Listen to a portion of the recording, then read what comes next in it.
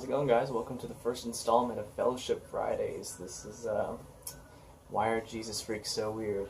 I know it's kind of an odd title to pick, but felt like it was appropriate. You know, there's a huge misconception about, why we, why people like me choose to, believe what I believe. And I believe that Jesus died on the cross for my sins, and, that He loves me, and I want to give that love back. So yeah, the first one I want to get to is that, people like me, I have a spiritual connection that I feel whenever I'm praying or worshiping, especially during worship.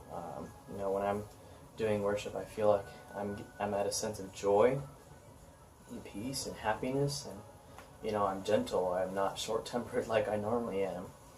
And, one thing about this, love that I feel like Jesus has given me, for dying on the cross is that in 1 John 3:1, it talks about how He's given us this love, this lavished love for us, and it's an overwhelming feeling to know that, you're loved that much that somebody would die for you, 2,000 years ago.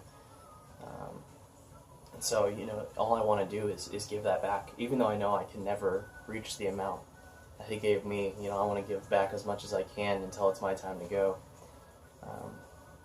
And that, that love can come from, all kinds of people. I have a sister who has special needs, and all she does is wants to talk to me. She wants to talk to me all day, every day, because I'm her big brother, and she looks up to me. And, I'm my mom's first kid. She loves me with all her heart. She'd be willing to do anything to, guarantee my safety, my success, whatever she has the power to do.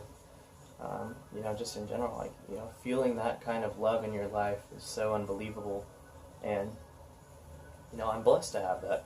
Not everybody gets that, and it's just, this is what I take it as, is another way of Jesus showing that He loves me, is by blessing me with those good things, and He loves other people too, and those blessings come later in life, earlier in life. Everybody's life is different, and it's all based on, how much faith you put into Him. One thing that has come out lately is being obedient to the Father.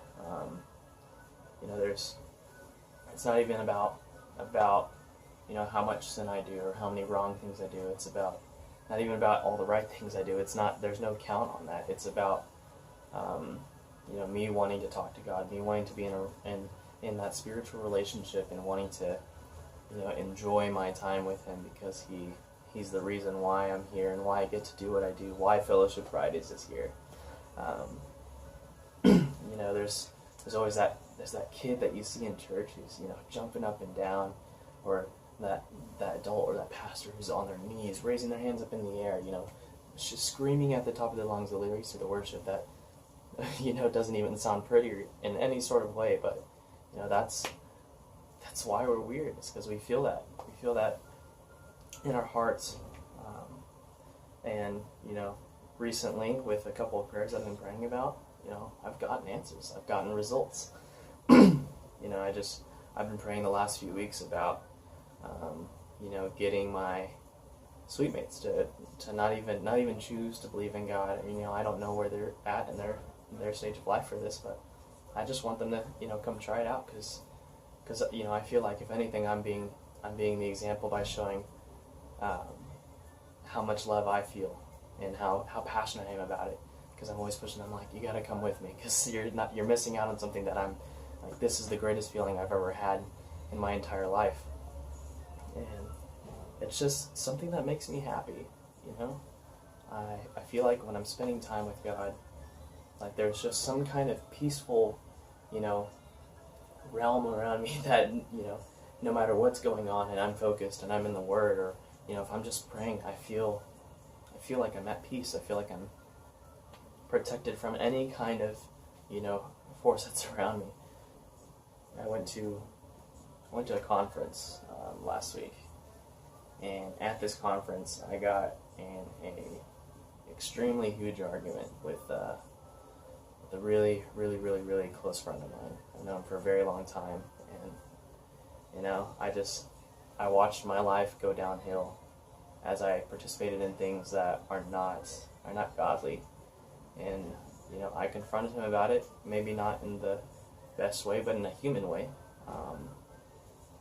And that was something that God prompted me to do. He was like, if you're going to bring yourself to confession and you want your friends to do it, then you got to bring me to them.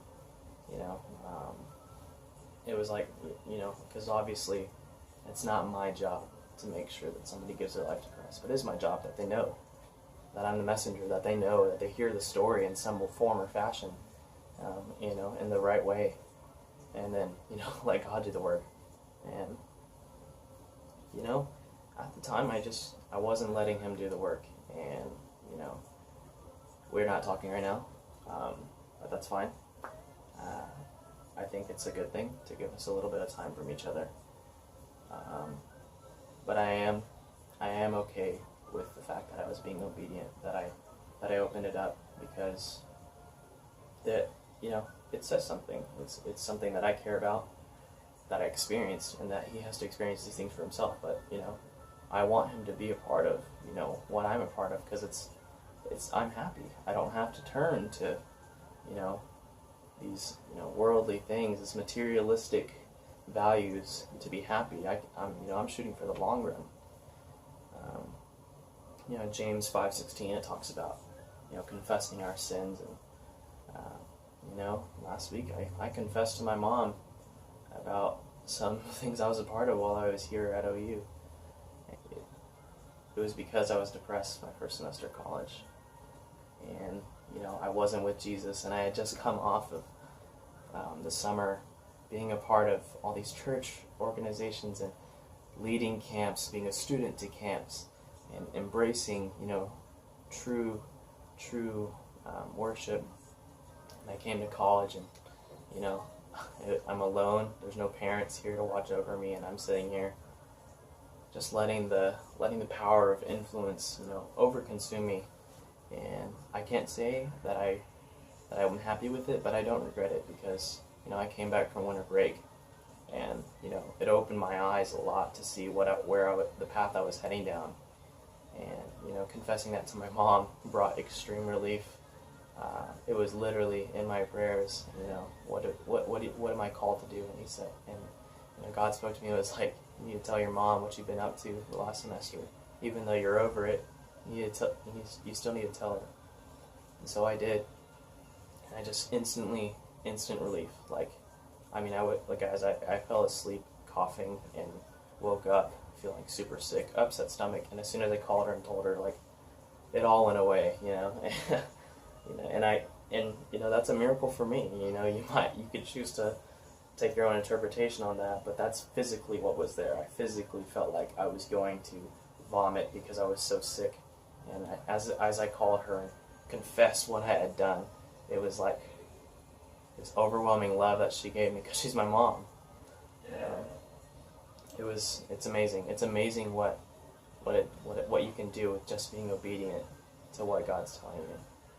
And so, my encouragement for you is to give it a shot. Give it a shot at giving it all, because it's taken me a long way, and I think it's well worth it in the end, because I'm definitely happy right now.